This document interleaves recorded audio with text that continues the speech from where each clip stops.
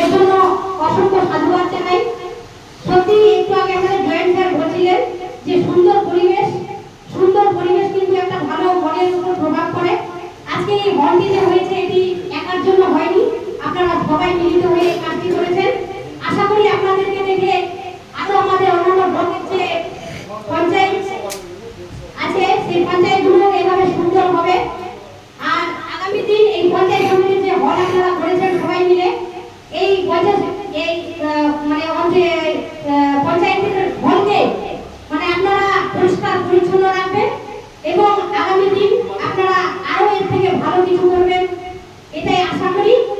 আমি মনে করি যে 10-এর লাঠি 1-এর বোঝা, একজনেই সবকিছু করতে পারে না।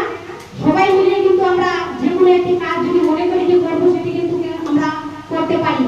তাই আগামী দিন আপনাদেরকে আরো ভালো কিছু করার আহ্বান জানিয়ে এবং আপনাদের জন্য অসংখ্য শুভেচ্ছা অভিনন্দন জানিয়ে আমার পূর্ণ বক্তব্য শেষ করছি।